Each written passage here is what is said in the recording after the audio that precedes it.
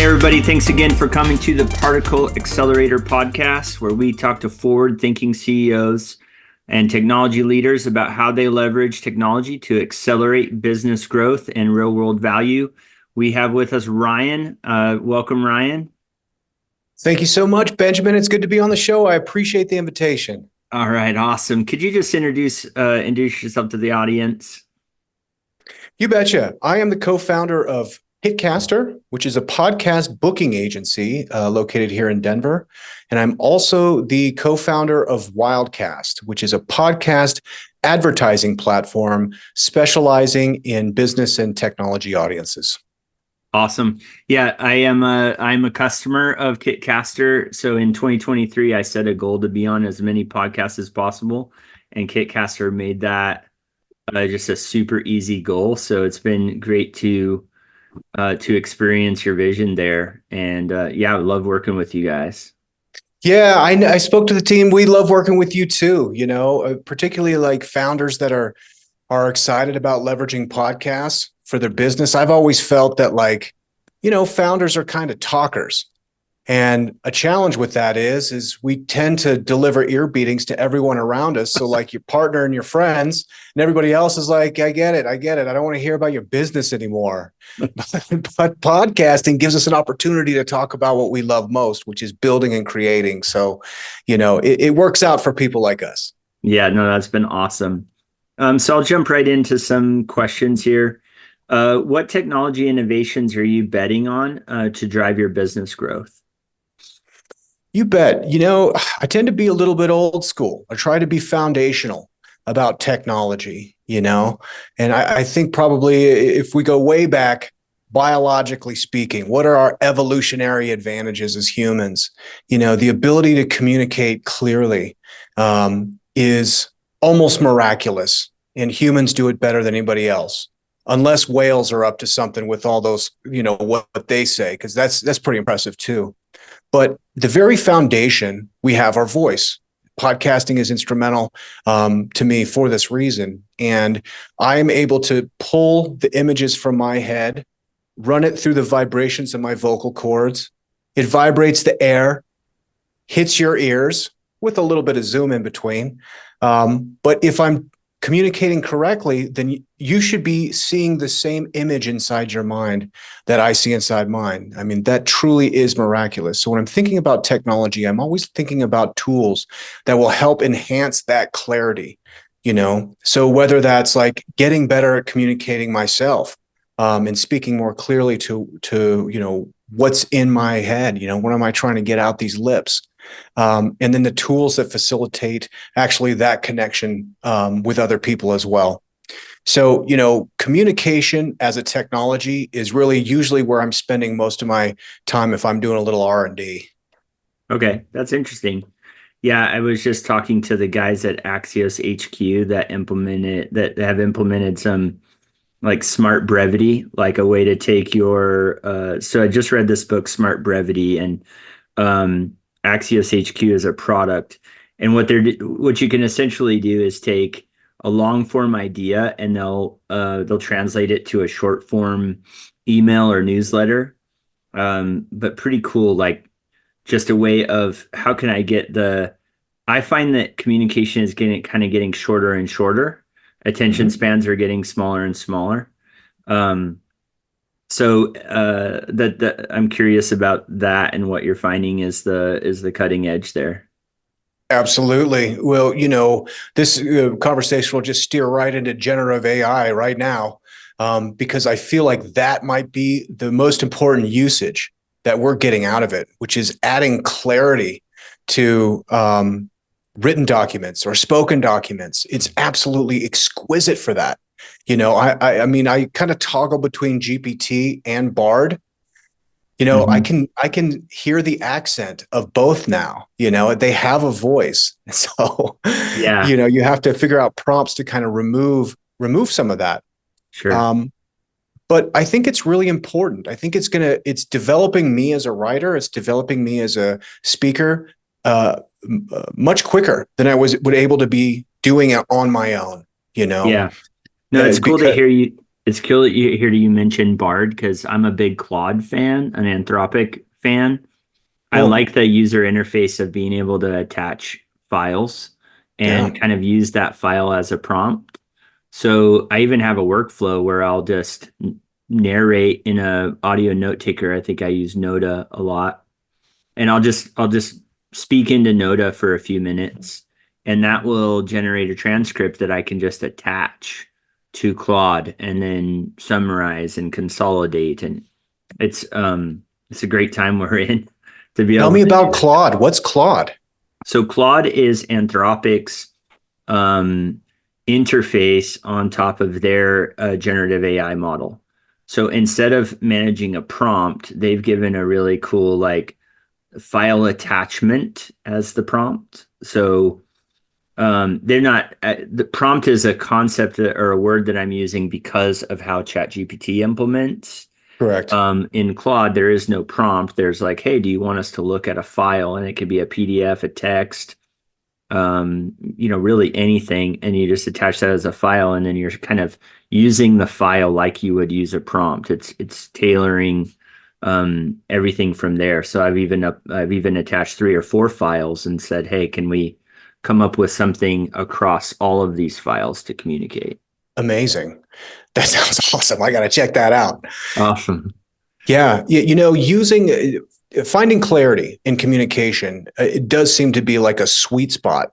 Um, Largely, and I know I'm very sensitive to that because if you put this podcast that we've recorded so far through a transcription and read what I said, it would probably be almost unintelligible. Right. There's something about the spoken word, and you can hear tonation and melody and different things. I'm still with you. Let me just switch this battery out. But there's something about that in invariably communicates stronger than the written word. So, you really do, if you're giving a transcription of a podcast, you need to add some substance. And like Bard and ChatGPT do that very, very well. Is they're able to fill in the gaps and create text, especially succinct text that is actually very coherent to read. I mean, it's almost a joy to read text that's been kind of gone through the chatbots because it's so clear. Like the ideas and the syntax are just like perfectly put down without kind of my clumsy tripping over my commas and my spacing Yeah. and different ideas. Yeah. I It's really think cool. I think we've a lot of especially new professionals like to email like they talk. Hmm. And then even with SMS messaging and tweeting, we even got into like almost like a shorthand. And so to have AI to kind of get us back into like some actually grammatically correct sentence structures, but in the kind of what matters most, yeah, it's super awesome. Yeah. And we have like dozens and dozens and dozens of clients and vendors. And, as a founder, as a CEO, you're in the C-suite, usually you're the backstop of some pretty prickly communication, And so it allows, I think uh, these chat bots and prompts allow you to pull some of the emotion that might be in in some of the communication. And I'll give you an example. For me, if I'm feeling emotional, and I can always tell like I'm feeling emotional, I can feel when a spicy email will basically inspire a fight or flight response in my body. it's it's out of place. Obviously, I'm very safe. I'm sitting here in my office or whatever, but it's involuntary. So the back of my neck, I'll read an email and the back of my neck will turn red and I feel hot and I can feel my skin tingling and like it's eliciting a really emotional reaction. Well, when that happens, I don't really want to respond to anything because I know that I'm not going to be given my best self to whatever that communication is. So Sure. there's a pause. There's a wait. That might be an hour, that might be a day, that might be a week. You know what I mean? What I've gotten in the habit of doing is writing down exactly how I feel at the time and then going to Bard and saying, Bard, remove all of the emotion from this statement and add a professionalism and conscientiousness as its center and rewrite the email. And usually it comes out just so good, you know, Yeah, that's awesome. which is this kind of really cool cheat code. What made me a little sensitive to it is I've been a meditator for 20 years, let's say. And a part of what really attracted me to meditation is that it shortened the gap, this emotional gap. If we say like I have a stasis where I'm good, I'm just good, and something arises, everything changes. Something arises to throw me off of that pedestal of good, we'll call it. Well, I know for a fact that I will return to good. And it might take a year, it might take 3 years, it might take 30 years, but my goal between practicing calm but for practicing good is to shorten that gap. So it can go where once it took me 3 years, then it took me 3 months, then it took 3 weeks, 3 days, 3 minutes, 3 seconds. Is you get better at removing some of this emotional roller coaster and getting back to calm and good. So I really see kind of a parallel between what this tool is doing and what contemplative sitting meditative practice does, which is to like return you to a place that you want to present. I want to be a calm, centered, good person. And both of those tools seem to get you there really quick.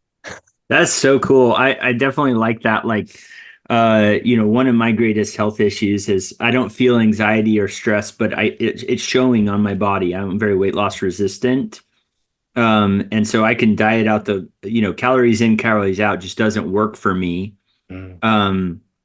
Because of stress. But as I was told that by a health coach, I didn't believe it because I don't feel anxiety. And so now I'm starting to recognize those ups and downs and figuring out how to express that without like eating or holding on to the stress, right? So a bunch of different tools that I'm incorporating and learning. And so it sounds like what you're doing is, hey, I got a stressful email from a client. I'm just going to say what I want to say, kind of get it out, but you're just doing that in the audio note taker. And then you're able to take the transcript of that and say, okay, here's the constructive feedback and instruction that I want to get out. That's really cool. I definitely, Yeah. I like that because there's a release there that could otherwise be harmful, and you're able to process it. That's really cool. Yeah, thanks, man. And what you're saying, I really resonate with too. I also can not contain myself from eating after 11 p.m. I don't care what kind of like locks you put on whatever, I'll pick it. but also to your point that like obviously, I have stress, but it doesn't come out in anxiety or depression for me either. And maybe you could relate to this. It's kind of a lonely time for people like us because anxiety is on the tip of everyone's tongue all the time in different ways you can kind of combat it. But if you're like, hey man, I mean, it's not that I'm not stressed, but I don't really have anxiety. So it does come out in different ways. And I'm Sure. telling you, like salty, crunchy things, it's coming out that way for me for sure. Yeah, My yeah. son, I had an exciting phone call, and then before exciting phone call is over, and I got a cookie in my mouth. Now, albeit a very healthy gluten-free cookie, yeah, it's still I didn't even think that to adjust from the kind of spotlight mode that I was in on this exciting call, and then as soon as I floodlighted, I was immediately trying to, I don't know, get some kind of comfort, right? So just really getting conscious of this. But I love that AI practice that you've implemented there, where you can just release that and then get some healthy communication out of it without having to spend a whole lot of time, without the third revision of yeah. the email or whatever. That's really cool.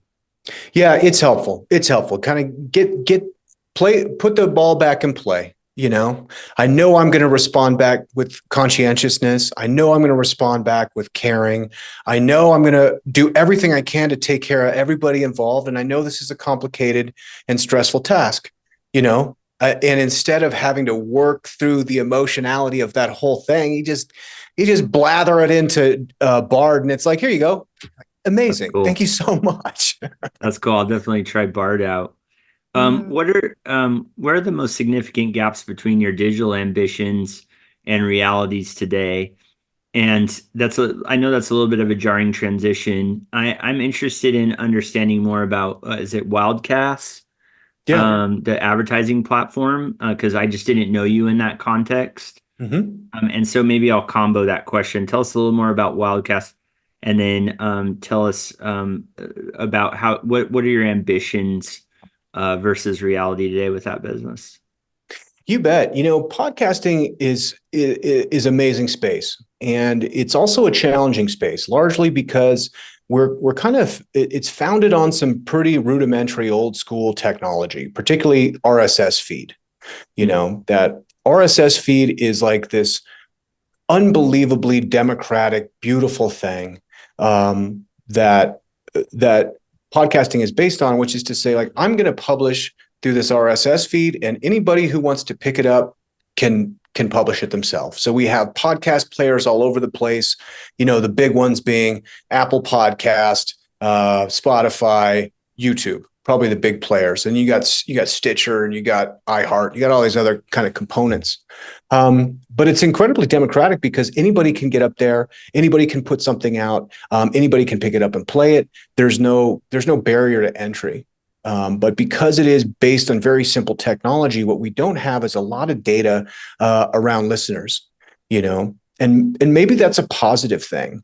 As an advertiser, I realize that, like, I'm going to want a lot of listener information, and people now are guarded with that information, and rightfully so. So am I. We all have this data that tracks us all over the place, but it becomes kind of challenging as a podcaster and as an advertiser to really get to know fundamentally who's listening to your show.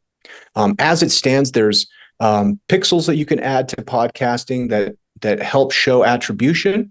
And server side, there's some kind of basic demographics, like we can say this is the zip code from the IP address that they're contacting, and so therefore we know this about that zip code. And now we're getting into kind of classic Edson demographic information, but it's just not enough. There's polling that you can do with the audience. That's kind of firsthand information about audiences, and usually the most accurate, which is awesome. There's engagement on social media, but now you're going outside of the platform that actually the podcast is published on.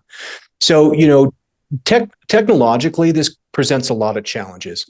And perhaps as a founder, I'm a little masochistic because wherever I see the hardest challenges, where I run to the first, because I know not a lot of people are willing to bite that off. So, Right. With the technology and podcasting, we have some kind of legacy type technology that we need to improve upon. But another problem is you got 5 or 6 different vendors that are all trying to provide the same service, and therefore there's not like a clear aggregate of all the information. You have to pull from all these different areas. So listener data being just one area of kind of the podcast advertising business that we're really looking to solve. That's awesome. Yeah, I did a good tour of duty, like a 10-year span in online advertising, created 2 vertical ad networks, one in finance and one in travel. And so I understand the whole pixel piggybacking and all that tracking. I can't imagine doing that in today's privacy climate. I can understand that. And then when we've built a lot of mobile apps for people, and that's always been a tough challenge, like knowing exactly how many downloads versus actual, and why you got those downloads, the attribution problem around marketing a mobile app. So I can understand that for podcasts too. You bet. And for advertisers, the people that actually want to spend to get in front of that audience, the size of the audience is important. That's really hard to figure out. But the relevance is even more important for us. We don't do a lot of big, like true crime podcasts or the big comedy podcasts that people listen to for entertainment, celebrity type podcasts. That's not really the kind of advertising we're looking for. We do a lot of B2B SaaS companies that are really looking for, at the end of the day, results. And, a big true crime podcast might have some of their ideal buyers in there. But also a lot of those plays are going to be by people that have no idea what that product is. It's a better spot for athletic greens. They'll sell to everybody, which is great. So we really focus on business and technology, specifically B2B SaaS. Fintech would be a big one. Blockchain is a big one. AI is a big one.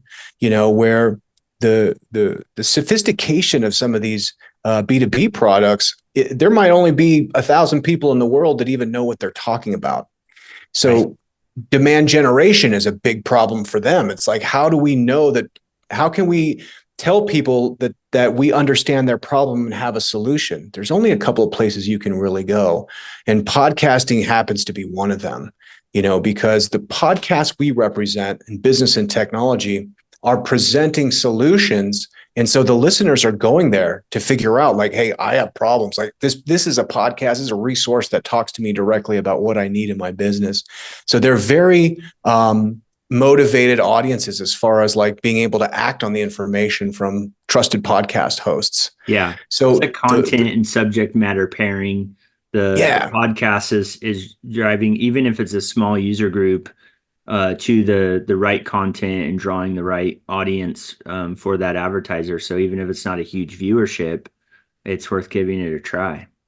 Exactly. The relevance is absolutely critical. For me, I like to listen to Legends of the Old West. You know what I mean? That's the podcast I want to hear about. I want to hear about Wild Bill Hickok and Buffalo Bill Cody going crazy. That's my favorite stuff. But the other podcast I listen to all the time is Sounds Profitable, which is a podcast industry show that's like 7-8 minutes every single day that just is the tip of the spear for everything that's happening in podcast industry. So while I might be like working at my desk here and I'm listening to Wild Bill Hickok with 10% of my attention, I just like listening to that stuff. When I listen to Sounds Profitable, it's got about 90% of my attention. I'm very keyed in there. So relevance to us is very, very important, and really where Wildcast is going to make its mark. We have wonderful advertising campaigns for advertisers and podcasts. It's a great marketplace, but really where we're spending a lot of time on IP is creating a relevance and a relevancy score that is like on the money, using the tools we've got now and tools that we're looking to build in the future. That's awesome. How do you align your technology roadmap with your overall business strategy? That's a good question. Making sure that we have sales in the door first, making sure that we got runway ahead of us, making sure that I'm a biz dev sales guy at heart. So, always figuring out what the market wants first is most important to me. I'm Wildcast, we've raised almost $1 million. But prior to that, I'm a bootstrap guy. You know what I mean? So it's like, people don't buy, I don't fly is kind of where I come from. So I want to make sure that we've got sales, that we've got, a service that people find valuable, and then iterating different technology products to see what's going to be most important to people at the right time, which is, it's a bit of an art and science. It's very difficult to thread that needle of like, hey, this is a great idea, but is it the right time? And am I the right person to give it life? When those three things kind of like align together, it's a rocket ship. I think the beauty of the bootstrapper is what's the MVP. And then as you surface that to your initial adopters, you do turn into this kind of demand-led roadmap where people are saying, oh, but if it just did this too, and then, okay, cool. Would that move the price up for you? And if they're like, yeah, sure, I'd pay more for that, then you end up just trying to have two customers that'll agree on the same feature, and to do that in a multi-customer way. So we see a lot of that. We really help clients with that, like user-driven roadmap. And that's also a great way to build loyalty in early SaaS products, because your early adopters understand that you're listening to them, and even if you don't do everything that they want, you're listening and you're growing and you're building, and they're kind of become a type of usage investor, right? Where they keep using so that you'll keep building. Yeah. And I think Netflix we don't subscribe to Netflix for the historical content. We subscribe to Netflix for the new release, the thing that's going to come out later. So I think we're in good company to think that way. And that was a pivot from Netflix, that really started out as like the blockbuster online. Right. And then they're like, well, wait, we should just make these shows. Yeah, for sure. So that's a good example of like people listening to the users, because I think there's a big pitfall for founders in general that they fall in love with their ideas so much that they're not listening to what people want and what people don't want. They're definitely in my industry, there's a little bit of that. And maybe we're moving out of it. I'll give you an example. Um, you know, uh, uh, like reputation scores for advertisers there's a lot of AI transcription going around, making sure that what people are talking about on podcast doesn't hurt the brand, which sounds great, because as an advertiser, you're like, well, I don't want something that's hurting the brand, but also the nature of podcasting is wild and free. And also the sophistication of some of these transcription, bots is not up to par, to the point that like there's a famous YouTube clip where a news advertiser is talking about, the police raiding a Home Depot because somebody walked outside of the bathroom and was like, I just dropped a bomb in there. Right. It was misheard and then reported to the police. The police show up and they're like, oh, dude, that's not what he was talking about. And Right. you find a lot of that. You find a lot of that with this kind of like brand safety stuff, which is like you put this podcast into some of these brand safety like tools, and it's like, oh my God, they're talking about bombs, they're talking about terrorism, they're talking about all this stuff. It's like, no. Contextually, this is a professional podcast. If you listen to it for half a second, you would understand the tenor of the show immediately. So that's an example where, the podcast, why people love podcasts is the fact that it's not censored. It doesn't have the same scrutiny as a television show, which has been scrubbed and sanitized so much that they lost all their viewership. People come to podcasting because it's wild. Yeah, and the risk is then podcasting starts to be like the primetime Magnum PI or Hawaii 5-0 that has the like you can tell when they're driving in the car chase that they've happened to slip up the Charger logo like 4 or 5 times. And Yes. you can tell that they're like drinking the Pepsi can and shooting the profile. And the product placement stuff starts to get a little cheesy. Yeah. And I think it ruins the content. So, And the censorship, it's like you want podcasting when it works the best. When it worked best for me, you listen to a podcast you've been listening to forever. It sounds like you're hanging out with some old friends. And maybe that's because I listen to podcasts largely in headphones. And so that person's voice is actually in the center of my brain. When you listen in headphones, it's like the voice is emanating like from your skull, but there's a familiarity because there's like a charming amateurism about podcast. It's not written by, for script writers that's then checked over by the company that's the advertising company and make sure there's no conflict of interest, and it's not stripped of its language. Like there's something raw and honest that's just like at a face value. We just take it for granted for podcasting. And that was an example of a tool that these like brand safety standards that like, dude, you're kind of stripping the reason why people come to these podcasts, and you're going to lose audience. Right. Right. So for sure. So yeah, but I think the industry is like listening to what advertisers are like. Dude, we don't care what they say. They're popular. Let's go, Yeah. What lessons have you learned from some of your tech initiatives that maybe failed to deliver the expected value or expected outcome? I'm a tool guy, so I'm always demoing and trying new tools. I find, generally speaking, that I want kind of a specific tool for a specific problem. I would rather have 5 different tools that all do one thing really well than one mediocre tool that does 5 things okay, So I'm always on the lookout. I'm always on the lookout of ways I can simplify. I'm always on the lookout of ways I can minimize the tools I need that kind of hit all the bases. Also understanding like the blocks and the firewalls that tools put in front of you, and trying to understand why. Oftentimes that's kind of a frustrating thing for me, is like, why are you limiting me with this behavior right here? Mm-hmm. and trying to understand what they're telling you with that, whether they're trying to get you to the platinum or whatever that may be.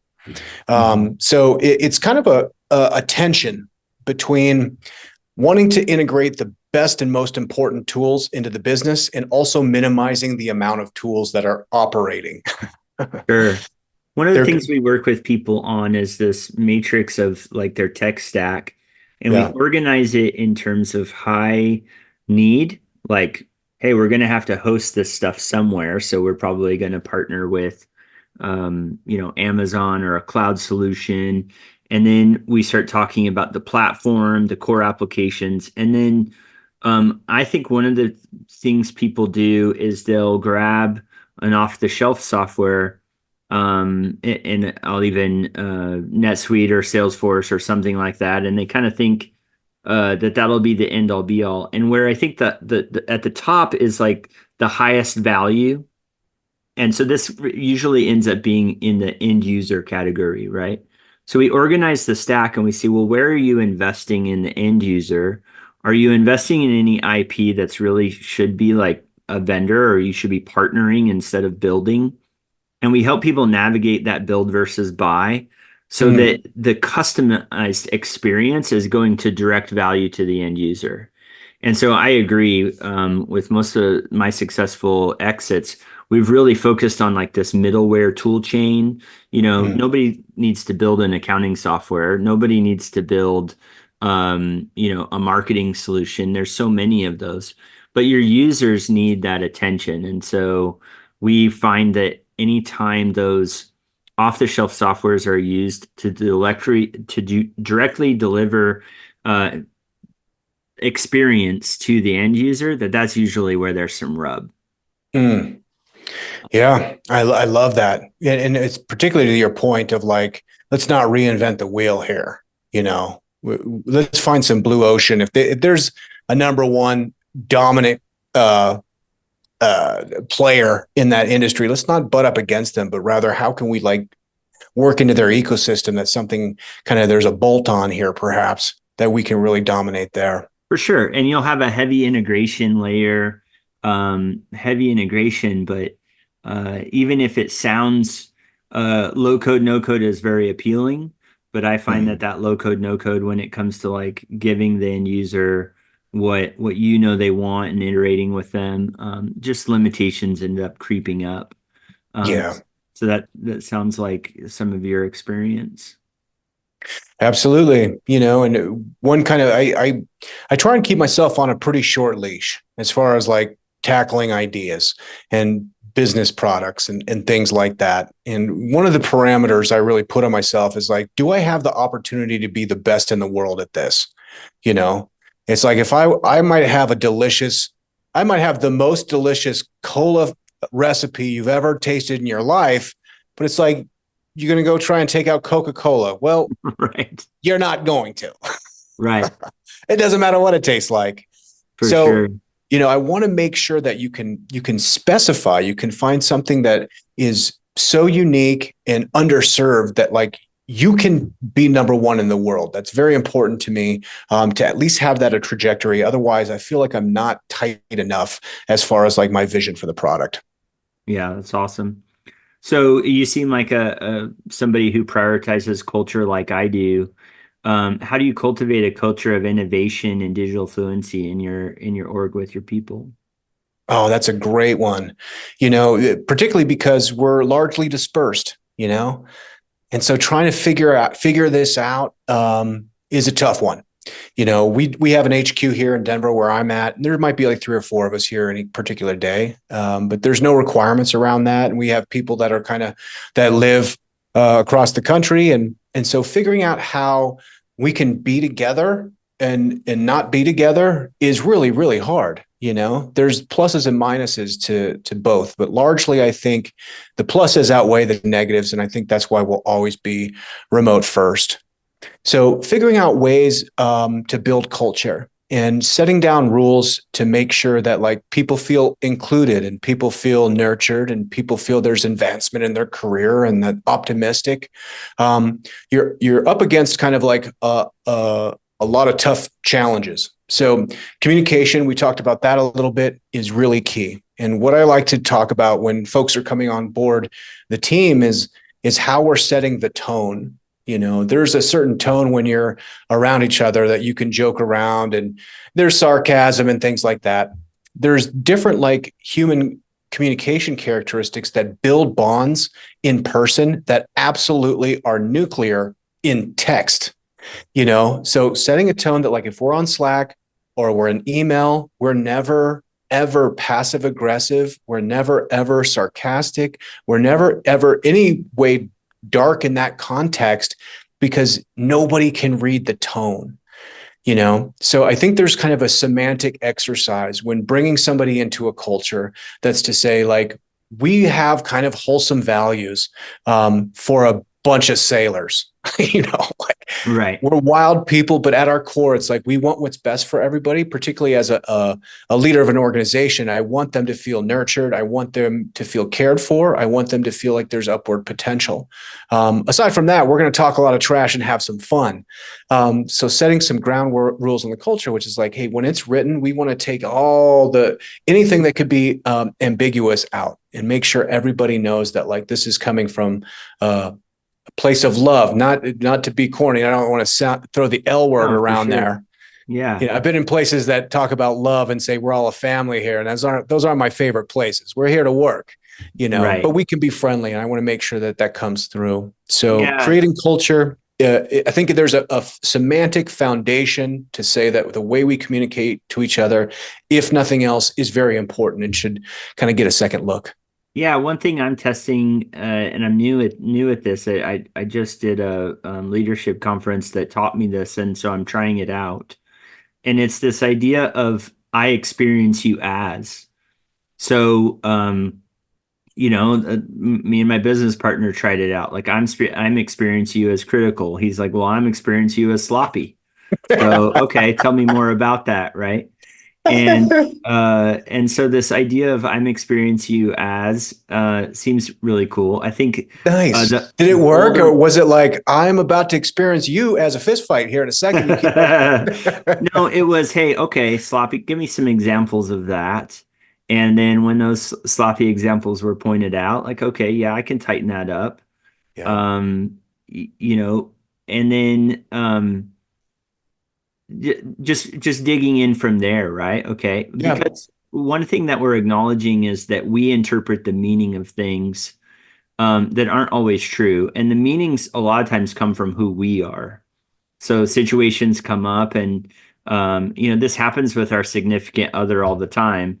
The significant other turns away, and we think, oh, they don't like us, or they're not attracted to us, or something, right? No, they're tired, they're not feeling well, there's something else, right, going on.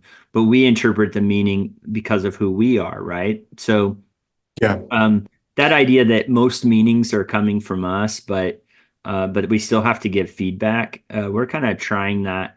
And so that seems like kind of what you're saying is, hey, for written and verbal communication, if we give people syntax, if we give people keywords and phrases, the old school one was, you did this and it made me feel, you did X and it Correct. made me feel Yeah. Y.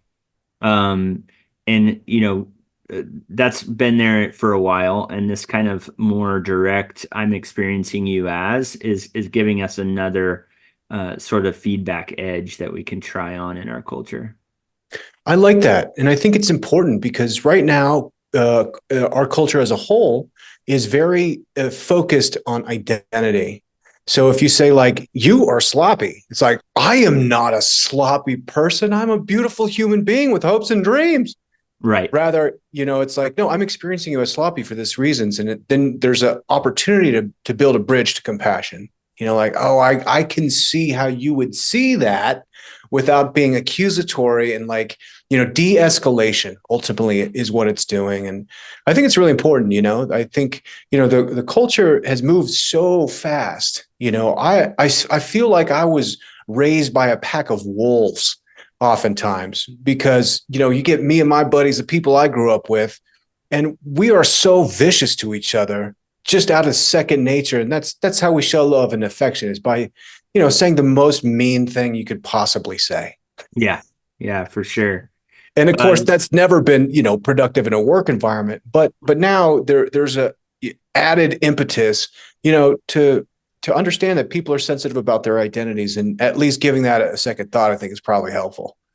yeah, for sure. Yeah, that the other thing I'm interested if you guys have it, just because we're kind of trying it out, is this idea of leveling or rank. In the Hmm. like we have a strong individual contributor culture, so 100 Yeah. people, and so we want to recognize like what rank are you, and then how do we objectively assess that rank? Have you guys done Mhm. something like that, like a leveling guide yet? It's interesting. Tell me what are the attributes of the ranking system? So it's like, are you an associate engineer, a senior engineer, so there's associate engineer, engineer, senior engineer, staff engineer, all the way up to a distinguished engineer, which would be somebody who's like outspoken for the brand and doing talks and really public facing. But we wanted to give folks like a real clear kind of roadmap of career development. Yep. And so this is something we recently implemented that has really pivoted the culture, like to give people a pathway from like, not quite gamification, but a leveling guide, right? What level Mhm. are you? I think video games taught us this, like that there's a lot of motivation in knowing that, hey, I'm at level 2 and this is how I get to level 3 and beyond. Absolutely. Yeah, we have done something similar, and we got there based on actual demand from staff. We started off saying, like, let's be as lateral as possible and make sure communication is open and fluid. But there wasn't a feeling like you were growing. And for the kind of people that we want to create a dream team. These are ambitious people, so we did something very similar where we have director, manager, senior, associate, Cool. so there's a place to go and to also create that roadmap, but very clearly of how you get there. And so I'm always open actually to new ideas, but we're kind of like a follow what's the name, Gino Wickman's traction, where like everybody has a number. This has also, I think, been kind of instrumental in being successful with the dispersed workforce, is that it's like, here's your number, you give me your number. I don't care where you are, what you do, what time you work, or anything else. Like, give me your number. That's the most important thing. That's been very positive. And we've also done things outside of that where some people actually need 5 things to do one thing well. You know, that it, I've just found that to be true.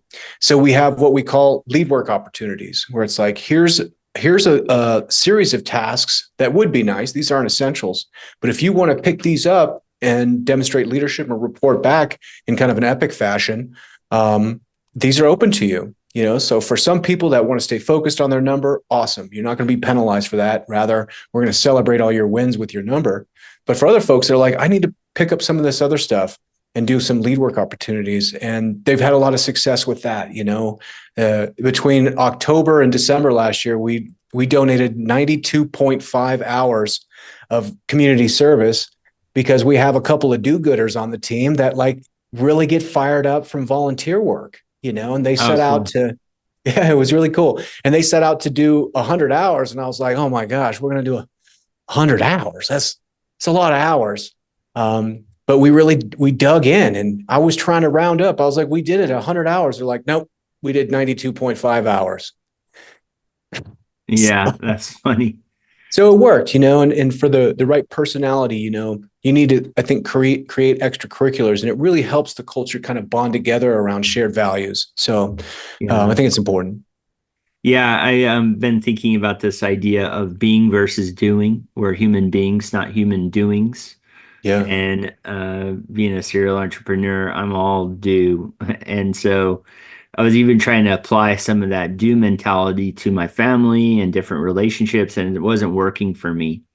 So this idea of how do I be with my team Yeah. definitely coincides with what you were saying.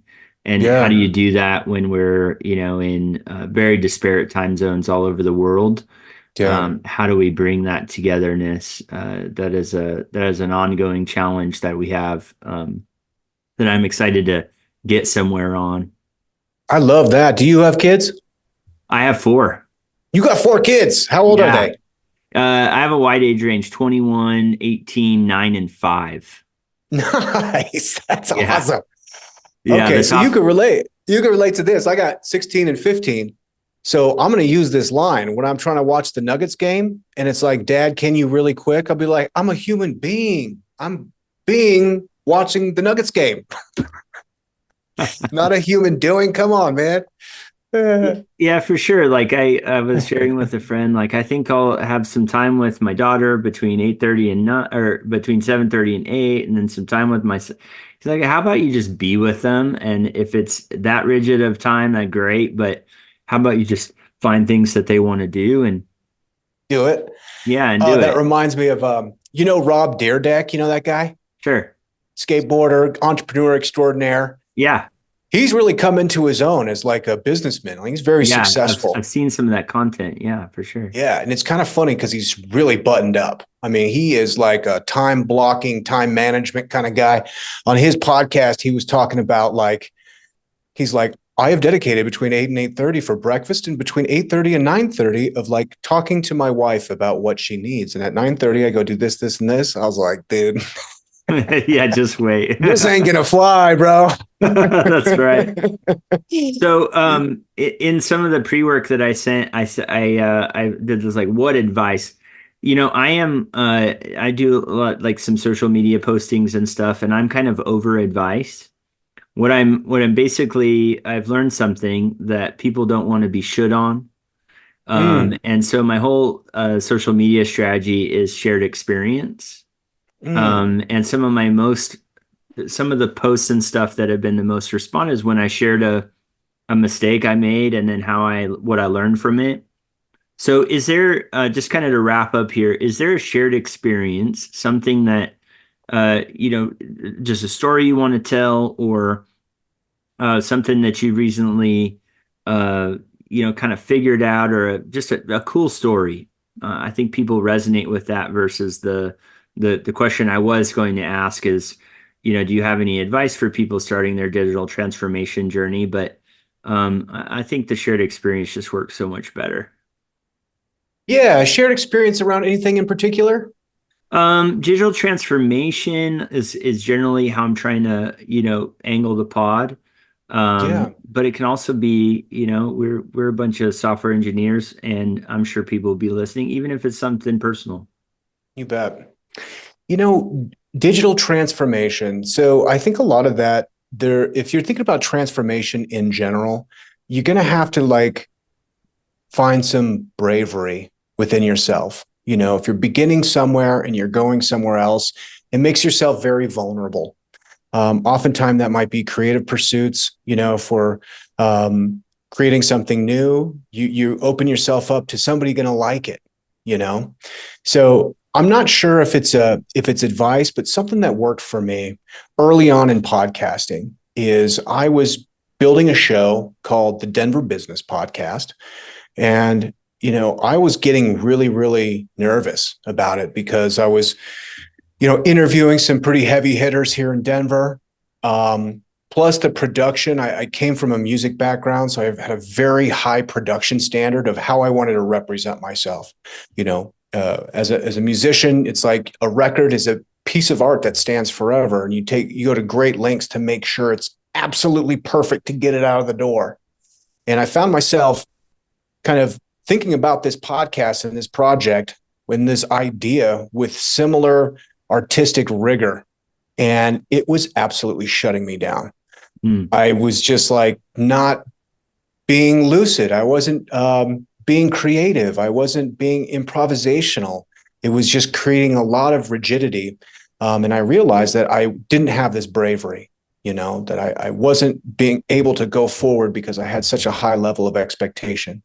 So what I did is just mentally, I said, you know what, Brian, this is a transformation. This is a journey. And we're not going to judge the product until the 100th episode. And so what I did is it completely released me to like try new things, to make sure it sounded good, to improve my audio quality, to improve my video quality, the backdrops, everything. It gave me this process of a way to get there that didn't inhibit my creativity. Rather, it bolstered my creativity. So I've kind of created this ethic within me, whether it's like, oh, I'm going to go try out yoga. It's like, boy, I'm going to suck, you know, and that's okay. It's okay. Yoga is not a judgmental place. But it's to kind of quell that inner voice. Be like, all right, man, we're going to go out there and give it a shot. We're not going to judge this until the 100th episode or the 100th yoga class or the 100th salsa dancing or the 100th guitar chord or whatever that might be.